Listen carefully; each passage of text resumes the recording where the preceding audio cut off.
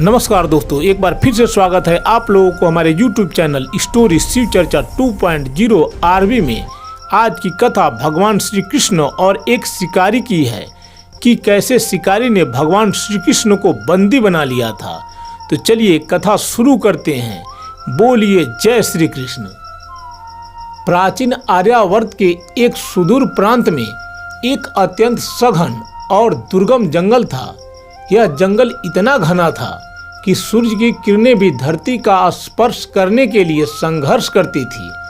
पक्षियों का कलरव, झिंगूरों की झंकार और जंगली जानवरों की दहाड़ ही यहाँ का संगीत था। इसी निर्जन वन के मध्य एक छोटी सी नदी के तट पर एक वृद्ध संत ने अपनी घास फूस की कुटिया बनाई थी। उनका नाम क्या था, वे कहाँ से आए थे, यह किसी को ज्ञात नहीं था। लोग उन्हें केवल बाबा कहकर पुकारते थे। बाबा के जीवन का केवल एक ही ध्येय था, श्री कृष्ण की प्राप्ति। उन्होंने अपने जीवन के 60 वर्ष केवल जप, तप और ध्यान में व्यतीत कर दिए थे। उनकी आंखों में सदैव एक प्रतीक्षा रहती थी, जैसे कोई प्रियतम अपने प्रिय के आने की बाट जोह रहा हो। बाबा की दिनचर्या बड़ी कठोर थी। भोर के ब्रह्म मुहूर्त में उठकर नदी के ठंडे जल से स्नान करना, फिर तुलसी की पूजा और उसके बाद घंटों तक गोविंद दामोदर माधवेती का कीर्तन करना। उनके पास न कोई धन था न कोई संपत्ति, बस एक पुरानी कंठी, एक फटी हुई गुदड़ी और हृदय में कृष्ण की विरह अग्नि। उसी जंगल की दूसरी ओर भीलों की एक बस्ती थी। वहाँ एक युवा किरात अर्थात शिकारी रहता था। वह बलशाली था। उसकी भुजाएं लोहे के समान सुदृढ़ थी और उसकी दृष्टि बाज जैसी पैनी थी। उसका पूरा जीवन शिकार पर टिका था। वह हर रोज धनुष बाण लेकर निकलता और हिरण, खरगोश या वन सुअर का शिकार कर अपना पेट पालता। यद्यपि वह अनपढ़ था और उसे वेदों का ज्ञान नहीं था, लेकिन उसके हृदय में एक नैसर्गिक कोमलता थी। जब भी वह शिकार की खोज में बाबा की कुटिया के पास से गुजरता और पूरी श्रद्धा से झुककर बाबा को साष्टांग प्रणाम करता, बाबा अक्सर ध्यान में मग्न रहते थे। इसीलिए वे शायद ही कभी उस शिकारी को देख पाते। लेकिन शिकारी का नियम पक्का था। वह सोचता, ये बूढ़े बाबा अकेले यहाँ क्या करते हैं, शायद बहुत बड़े शिकारी होंगे, तभी तो इतने खतरनाक जंगल में निडर होकर बैठे रहते हैं। एक दोपहर सूर्य अपने प्रचंड ताप पर था। संत अपनी कुटिया के बाहर एक पुराने बट वृक्ष के नीचे बैठे थे। उस दिन उनका मन बहुत अशांत था। वे रो रहे थे। उनके गालों पर आंसुओं की सूखी लकीरें बन गई थी। वे सिसकते हुए कह रहे थे, हे मधुसूदन, हे मनमोहन, क्या इस जन्म में भी आपके दर्शन नहीं होंगे? क्या मेरी तपस्या में कोई खोट है या मैं आपके प्रेम का योग्य नहीं हूँ? संजोगवश वही किरात आज एक मृग का पीछा करते हुए कुटिया के पास आ निकला। उसने देखा कि बाबा आज ध्यान में नहीं हैं, बल्कि फूट फूट कर रो रहे हैं। शिकारी का कोमल मन पिघल गया। उसने अपना बाण तरकस में डाला और बाबा के करीब आकर बैठ गया। उसने संकोचवश पूछा, बाबा, आप तो बड़े ज्ञानी लगते हैं। इस निर्जन वन में आप अकेले क्यों रो रहे हैं? क्या किसी शेर ने आप पर हमला किया या आपको भूख लगी है? मेरे पास वन के फल हैं, आप खाएंगे? संत ने अपनी धुंधली आंखों से उस धूल धूसरित शिकारी को देखा। उन्होंने एक लंबी आह भरी और बोली, नहीं पुत्र, मुझे भूख नहीं लगी है। मुझे तो उस सांवले ने तड़पा रखा है। किरात उलझन में पड़ गया। उसने कभी सांवले का नाम नहीं सुना था। उसे लगा कि शायद कोई जंगली जानवर है जो बाबा को परेशान कर रहा है। किरात अर्थात शिकारी बोला, बाबा, मैं तो दिन रात हिरणों और जंगली भैंसों का शिकार करता हूँ। पर आज तक मैंने यहाँ किसी को रोते हुए नहीं देखा। आप सच सच बताओ बाबा, आप यहाँ किसका शिकार करने बैठे हैं? कौन है ओ जो आपको इतना रुला रहा है? संत के भीतर की विरह की ज्वाला शब्दों में फूट पड़ी। उन्होंने आवेश और प्रेम में भरकर कहा, पुत्र, मैं श्री कृष्ण का शिकार करने बैठा हूँ। वे बहुत बड़े छलिया हैं। वे मिलते नहीं, बस तड़पाते हैं। वे पूरे संसार को अपने जाल में फंसा लेते हैं, पर स्वयं किसी के हाथ नहीं आते। किरात की आंखों में चमक आ गई। शिकारी शब्द ने उनके भीतर के पेशेवर शिकारी को जगा दिया। उसने सोचा, अरे तो बाबा भी शिकारी हैं, बस इनका शिकार बड़ा भारी है जिसे पकड़ नहीं पा रहे। उसने बड़े भोलेपन से पूछा, बाबा मुझे बताओ, वो दिखता कैसा है? क्या वो तेज दौड़ता है? क्या उसके सींग हैं? मैं उसे पकड़कर लाऊंगा आपके लिए। संत को उस शिकारी की अज्ञानता पर हंसी भी आ गई और दया भी। उन्होंने सोचा, शायद इसे बता देने से मेरा मन हल्का हो जाए। बाबा ने भगवान कृष्ण के उस मनोहारी स्वरूप का वर्णन करना शुरू किया जिसका ध्यान वे वर्षों से कर रहे थे। बाबा बोली, सुन बेटा, वह सांवला सलोना है, जैसे सावन के बादलों का रंग हो। उसके सिर पर मोर के पंखों का मुकुट रहता है। उसकी आंखों में गजब की चमक है, जैसे दो चंचल खंजन पक्षी खेल रहे हों। वह अपने होठों पर एक बांस की बांसुरी रखता है, जिसे बजाते ही सारा वन शांत हो जाता है। वह रेशमी पीले वस्त्र पहनता है और उसके गले में बनमाला महकती रहती है। किरात ने बड़े ध्यान से सुना। उसके मन में एक तस्वीर बना ली। सांवला रंग, सिर पर पंख और हाथ में बांसुरी। उसने कड़क स्वर में कहा, बाबा आप रोना बंद करो। एक किरात का वचन है, जब तक मैं उस सांवले शिकार को आपके पास पकड़कर नहीं ले जाता, मैं अन्न का एक दाना नहीं खाऊंगा और जल की एक बूंद नहीं पीऊंगा। बस आप कुटिया में इंतजार करो।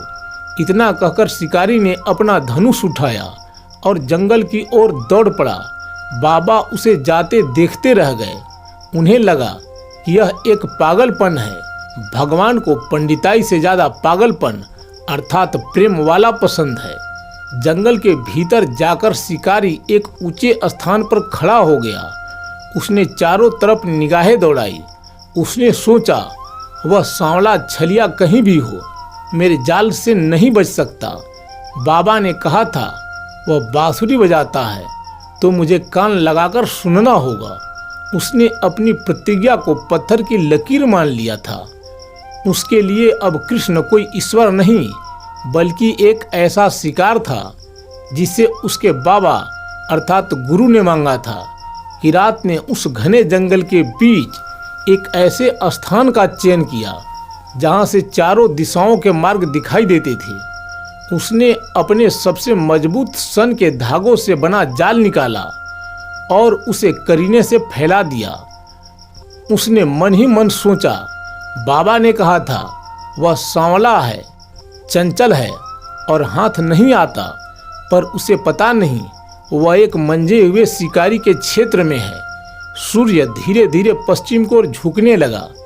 किरात एक ऊंचे वृक्ष की ओट में छिपकर बैठ गया।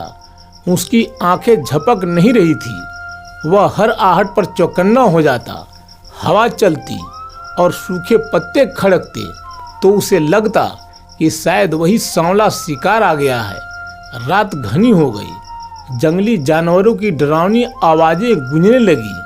सियार रोने लगे और दूर कहीं शेर की दहाड़ सुनाई दी। पर किरात अडिग था। उसे न नींद की चिंता थी न अपनी सुरक्षा की। उसके कानों में बस बाबा के शब्द गूंज रहे थे, सांवला सलोना मोर पंख वाला। उसने अपने मन से कहा, आज रात बीत गई पर वह नहीं आया। क्या वह रात को नहीं निकलता? शायद वह दिन का राही है। उसने अपनी प्रतिज्ञा को दोहराया, जब तक उसे पकड़ नहीं लेता जल की एक बूंद भी कंठ से नीचे नहीं उतरेगी। दूसरा दिन चढ़ाया। गर्मी बढ़ने लगी। किरात के होठ सूखकर सफेद पड़ने लगे थे। पेट में भूख की आग धधक रही थी, पर उसके संकल्प की अग्नि उससे कहीं अधिक तीव्र थी। वह बार बार जंगल के सन्नाटे में कान लगाकर सुनता, कहाँ है वह बांसुरी की आवाज। बाबा ने कहा था वह बहुत मीठी तान छेड़ता है। दोपहर के समय प्यास के मारे उसे चक्कर आने लगे। सामने बहती नदी का शीतल जल उसे ललचा रहा था, पर उसने अपनी आंखें मूंद ली। उसने सोचा बाबा रो रहे थे उसके लिए। यदि मैं हार गया तो बाबा का विश्वास टूट जाएगा, मैं मर जाऊंगा, पर बिना शिकार के कुटिया पर नहीं लौटूंगा। अजीब विडंबना थी जिसे बड़े बड़े योगी हजारों वर्षों के प्राणायाम से नहीं पकड़ पाते। उसे एक अनपढ़ शिकारी केवल अपनी जिद की डोरी से बांधने की कोशिश कर रहा था।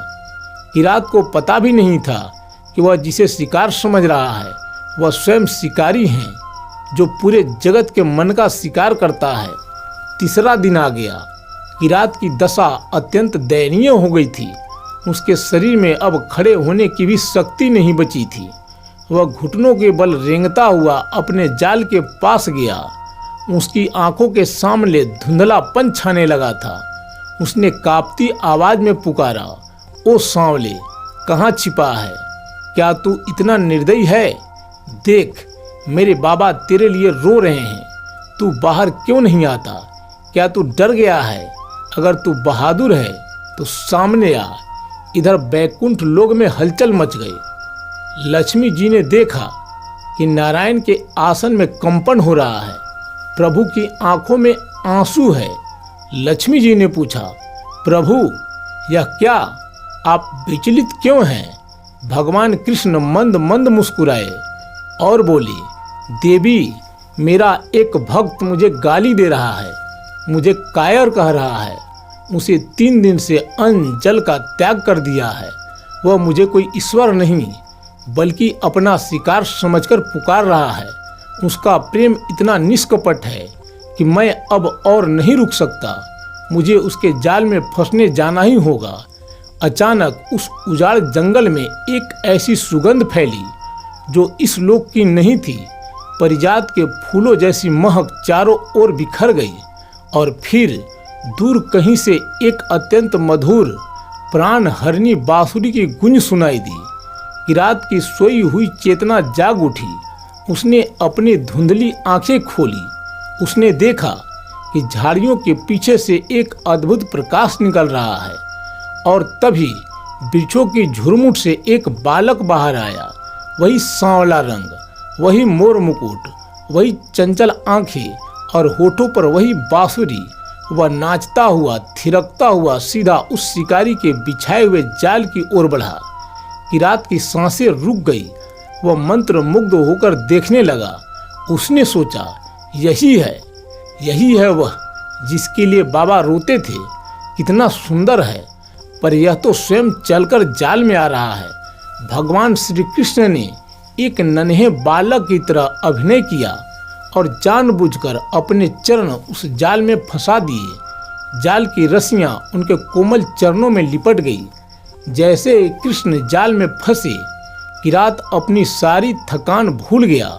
वह पागलों की तरह चिल्लाया, पकड़ लिया, पकड़ लिया। ओ सांवले छलिए, अब तू कहाँ जाएगा? वह झपटकर जाल के पास पहुंचा। उसने कृष्ण को घूरकर देखा। कृष्ण मंद मंद मुस्कुरा रहे थे। किरात ने डांटते हुए कहा, अच्छा बच्चू, तू ही है वह जिसने मेरे बाबा को रुलाया है।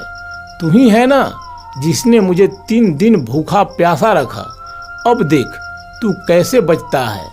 भगवान की वह भुवन मोहिनी छवि देखकर किरात के भीतर का शिकारी पिघलने लगा। उसके हाथ कांपने लगे। उसने कभी इतना सुंदर जीव नहीं देखा था।